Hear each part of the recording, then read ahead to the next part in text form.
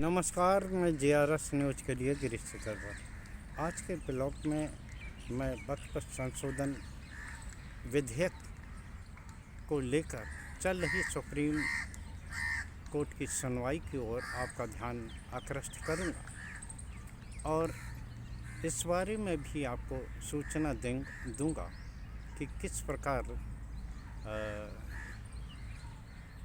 सरकार के इस विधेयक को माननीय न्यायालय ने सवालों के घेरे में खड़ा किया और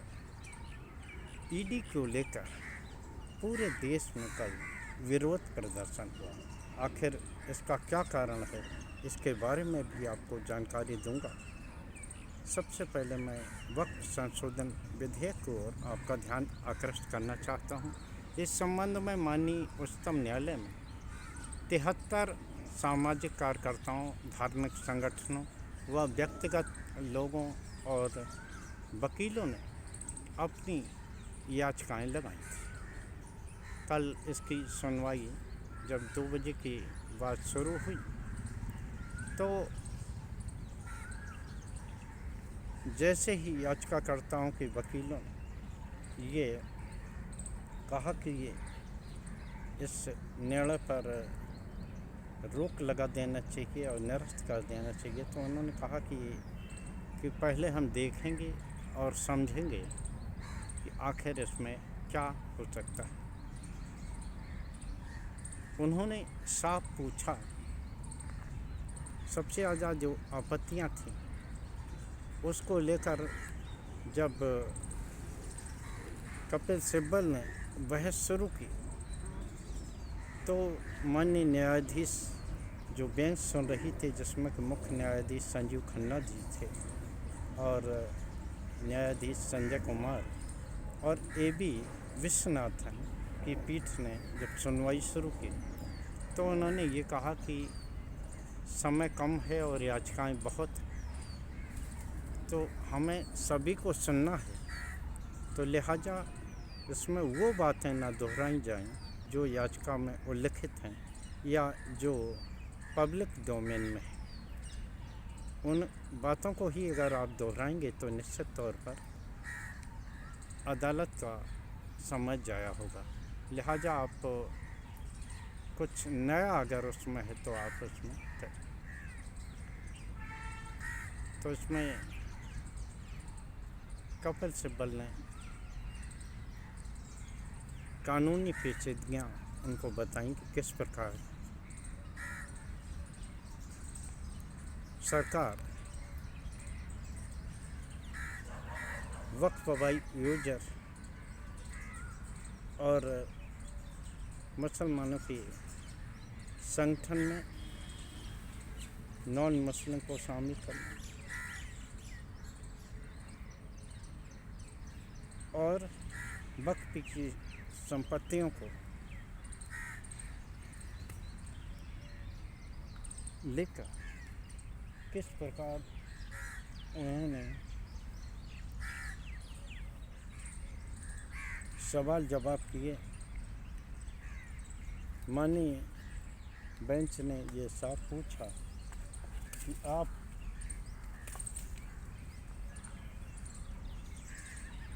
क्या हिंदू सामाजिक संगठनों में या उनके धार्मिक संगठन में क्या आप मुसलमानों का प्रवेश कराने जा रहे हैं। ये सवाल उन्होंने सॉलिसिटर जनरल तुषार मेहता से किया, जो कि सरकार का पक्ष रखते थे। इस बात का उन्होंने कोई जवाब नहीं दे पाया। वक्फ बाई यूजर को लेकर जब उन्होंने सवाल खड़ा किया तो तुषार मेहता ने कहा कि सब वक्त की सभी संपत्तियों को रजिस्टर्ड कराना होगा और क्यों नहीं अभी तक। तो इसमें उन्होंने सवाल खड़ा किया कि आप सैकड़ों साल से वक्त की ज़मीनों के कागज़ मांगेंगे। इस संबंध में भी उन्होंने उदाहरण सहित किया कि जामा मस्जिद जैसे कि संरक्षित इमारत उसके भी आप कागज़ मांगेंगे और हो सकता है उसके कागज़ ना हो तो आप उसको भी सरकार अपने अंडर में ले ले। तो इसको लेकर तो साल में था कोई सम्मानजनक या यूँ कहिए कोई जवाब नहीं दे पाए। हालांकि वक्त की संपत्ति आज भी वक्त को लेकर आज भी माननीय न्यायालय में सुनवाई जारी रहेगी और इस सुनवाई में अब ये बात स्पष्ट हो गई कि भले ही माननीय न्यायालय वक्फ बिल पर रोक न लगा, लेकिन ये बात तय होती जा रही है कि जैसा कि विपक्षी सांसद और न्यायविद इस संबंध में आशंका जता रहे थे कि कुछ बिंदुओं को लेकर निश्चित तौर पर न्यायालय उन्हें राहत दी और जिस प्रकार मुख्य न्यायाधीश की बेंच ने सरकारी पक्ष रखने वाले तुषार मेहता से इस सवाल जवाब किए, जिसका कि कोई जवाब उनके पास नहीं देखा गया। कई क्षण ऐसे आए जिसमें कि माननीय बेंच उनसे नाराज़ भी हुए और उन्होंने कहा क्या आप चाहते क्या। हालांकि आज भी सुनवाई जारी रहेगी, लेकिन इतनी बात तय हो गई है कि जो 2-3 बिंदुओं को माननीय न्यायालय ने उठाया, अगर उसको लेकर कोई आदेश माननीय न्यायालय पारित करती है तो मेरे ख्याल से वक्फ संशोधन जिन उद्देश्यों के लिए सरकार लाई थी और इतना उसने जेपीसी और सदन में इतना तमाशा किया, तो निश्चित तौर पर आप तय मानिए उस संशोधित बिल से भी सरकार को और खासकर भारतीय जनता पार्टी को कोई भी राजनीतिक लाभ होने वाला नहीं। आज की सुनवाई पर भी हमारी निगाह रहेगी। कल पूरे देश में ईडी की कार्रवाई जो कि उन्होंने 1 दशक से ज़्यादा समय से लंबित, जिसको लेकर ईडी कई बार ये कह चुकी है कि सोनिया गांधी और राहुल गांधी के खिलाफ मनी लॉन्ड्रिंग को लेकर कोई सबूत नहीं मिला है, ना ही इस बारे में मुकदमा चलाने के लिए सबूत है। इसके बावजूद भी सरकार के दबाव ने ईडी ने जब दोनों लोगों के खिलाफ चार्जशीट दायर की, इसको लेकर कांग्रेस कल पूरे देश में जहाँ जहाँ ईडी के कार्यालय थे वहाँ प्रदर्शन किया और अधिकांश ये प्रदर्शन जिला मुख्यालयों तक देखा गया। निश्चित तौर पर जो ईडी ने जिस तरह से ये कार्रवाई की वो निश्चित तौर पर सवालिया घेरे में है, क्योंकि वो ईडी जिसने 2015 में ये कहा हो कि कोई भी मनी लॉन्ड्रिंग इसमें नहीं हुई है और न ही सोनिया और राहुल पर इस तरह का कोई मामला बनता है, तो आखिर उसी मामले में ईडी 10-11 साल बाद किस प्रकार से किस उद्देश्य को लेकर इस तरह की चार्जशीट लगा रही है, ये आसानी से समझा जा सकता है। अभी जिस प्रकार से कांग्रेस ने अहमदाबाद में अपना राष्ट्रीय सम्मेलन किया और जिस प्रकार वो रणनीति बना रहे हैं आगामी चुनाव को लेकर, कल भी राहुल गांधी गुजरात में ही थे और बिहार जहाँ की शीघ्र ही वहाँ चुनाव होने हैं, वहाँ भी जिस तरह से परिस्थितियाँ बदल रही हैं, वो हार जीत की बात तो अलग है, लेकिन एनडीए के पक्ष में वो बिल्कुल नहीं कही जा सकती हैं। असम में भी चुनाव होना है और किस प्रकार चुनाव के समय ईडी सक्रिय होती है, अब देश के बच्चों को इस बारे में पता लग चुका है। जिस ईडी ने 10 वर्षों में 5,000 से ज़्यादा मुकदमे किए हैं और केवल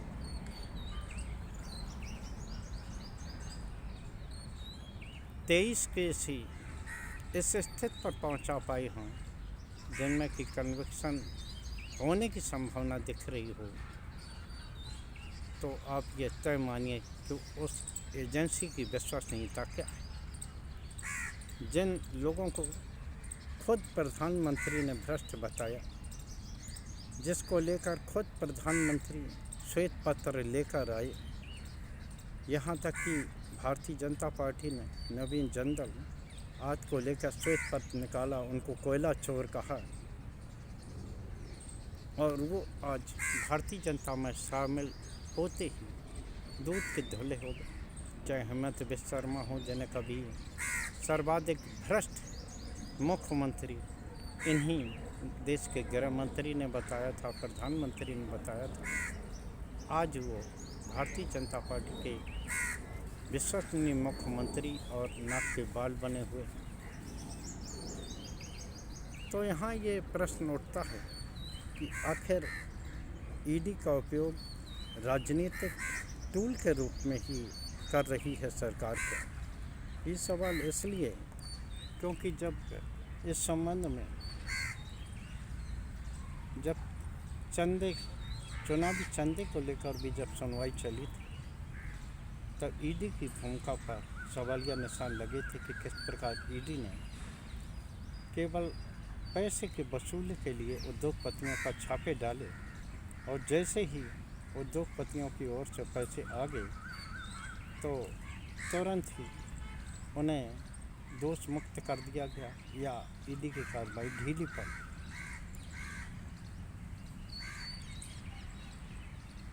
कल ही रॉबर्ट वाड्रा, जो कि राहुल गांधी के बहनोई हैं, उनको भी पूछताछ के लिए बुलाया। वो भी जैसा कि रॉबर्ट वाड्रा ने आरोप लगाए, वही प्रश्न ईडी बार बार पूछ रही, जिसका जवाब वो कई बार दे चुके हैं और ईडी के पास कोई सबूत नहीं। खैर, ईडी की कार्रवाई क्या होगा इसके विषय में बताकर आपका ज़्यादा समय मैं नष्ट नहीं करना चाहता हूँ, लेकिन वक्त संशोधन विधेयक को लेकर जिस प्रकार माननीय न्यायालय की बेंच 3-4 बिंदुओं पर जो सवाल खड़े किए हैं, वक्फ आयोजन और इसमें मुस्लिम संगठन में अन्य धर्मों के लोगों को घुसाने के प्रति, तो निश्चित तौर पर आप तय मानिए कि आज अगर माननीय न्यायालय किसी आदेश की ओर बढ़ता है तो आप ये तय मानिए कि केंद्र की वो सरकार जिसने छल बल के आधार पर किस तरह से इस विधेयक को पारित करा लिया, चाहे वो विपक्षी लोगों पर दबाव डालना हो या अपने सहयोगी दल जो एनडीए में उन्हें समर्थन दे रहे हैं उन पर दबाव डालना हो, आप ये तय मानिए कि अगर न्यायालय कुछ निर्देश देता है तो फिर केंद्र सरकार की पूरी योजना जो उन्होंने वक्त को लेकर बनाई थी, उनकी ज़मीनों को लेकर बनाई थी, वो धूल धूसरित हो जाएगी। आज के ब्लॉक में बस इतना। जय हिंद, जय भारत। कल फिर किसी नए मुद्दे को लेकर आपके समक्ष आने का प्रयास करें।